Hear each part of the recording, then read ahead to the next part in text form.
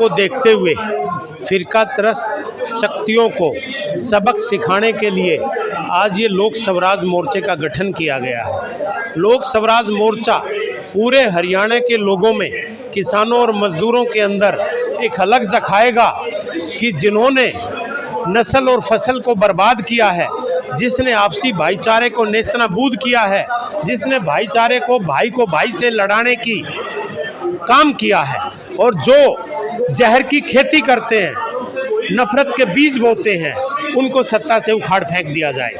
हरियाणा एक भाईचारे की मिसाल था, आज भाई से नहीं बोल रहा है, तो उसके लिए जिम्मेवार कौन है? इसीलिए ये लोक स्वराज मोर्चे का गठन किया गया है कि ये आने वाले चुनाव के लिए अलग जखाएगा। मोदी जी कहते हैं सबका साथ सबका विकास, वहीं देख रहे हैं सारी तमाम पार्टियां फ्री का कुछ ना कुछ मतलब जनता को लोभ लुभाने बातें करते, तो क्या होंगे? मोदी जी ने ये नारा कहने के लिए दिया है कि सबका साथ और सबका विकास, लेकिन मोदी जी तो अपने उन मित्रों का विकास कर रहे हैं जिनके साथ बैठकर वो आने वाले फ्यूचर के लिए अपनी ऐशगा तैयार कर रहे हैं। मोदी जी को जनता से मतलब नहीं है, जनता तो अपना विकास खुद करेगी, जनता विकास मोदी जी के भरोसे नहीं है। मोदी ने तो ये भी नारा दिया था कि आत्मनिर्भर बनो और पकोड़े तलो, तो ये तो पकोड़े तलने का काम आज का युवा अपने आप देख लेगा, उसको मोदी जी की सीख की जरूरत नहीं है।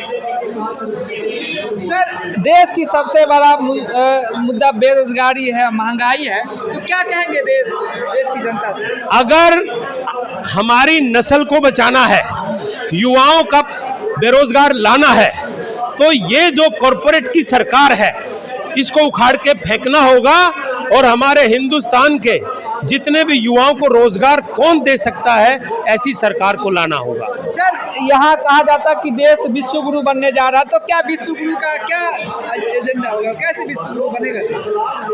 हिंदुस्तान को विश्व गुरु जब बनाया जा सकता है जब लोगों के पेट की भूख शांत हो।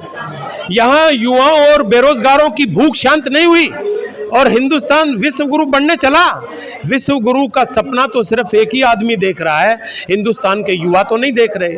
विश्व गुरु बनेगा क्या मोदी जी का नारा, भारत विश्व गुरु बनता है? देखो, मोदी कहाँ से विश्व गुरु बनाएंगे, भारत तो विश्व गुरु है। जो हमारी सनातन परंपरा है तो वो विश्व में सबसे पुरानी है, तो इसमें कोई दो राय नहीं है।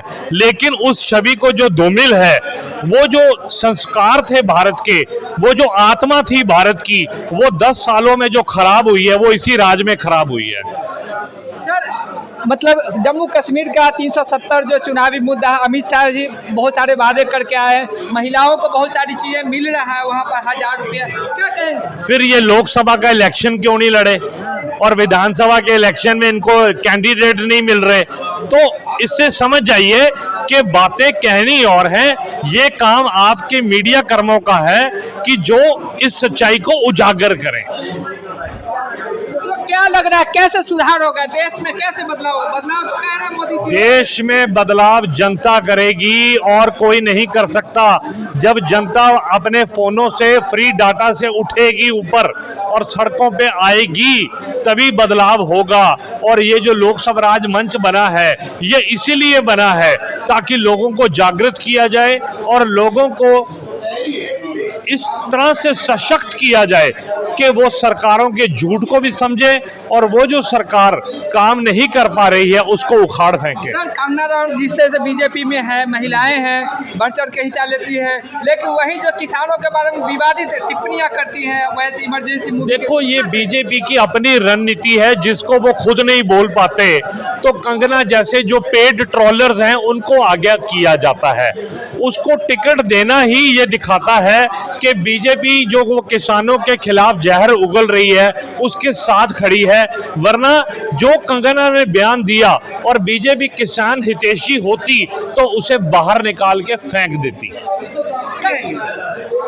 कंगना को सिर्फ अपना रोल फिल्मों में करना चाहिए और अगर कंगना ने ये बात कही है तो अब वो बात कहाँ चली गई कि इमरजेंसी फिल्म को पहले से उसको रोक दिया गया और उसको सेंसर ने भी अलाउड नहीं किया गया। इस किसान ही इस देश की रीढ़ है। कोरोना काल में किसान के कारण भारत की इकोनॉमी ऊपर रही और बराबर रही।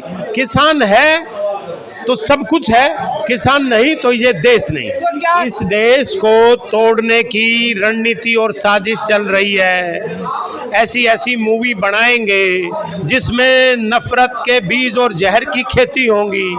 भाई को भाई से लड़ाया जाएगा, देश के अंदर एक जाति को दूसरी जाति से लड़ाया जाएगा, एक धर्म को दूसरे धर्म से लड़ाया जाएगा। यही इन फिल्मों के माध्यम से दिखाया जाएगा। तो देश की जरूरत है, जनताओं की मांग है, 140 करोड़ जनता की मांग है। 140 करोड़ जनता ये चाहती है कि हमें पेट में रोटी मिले, युवाओं को रोजगार मिले, बच्चों को स्वास्थ्य और शिक्षा मिले।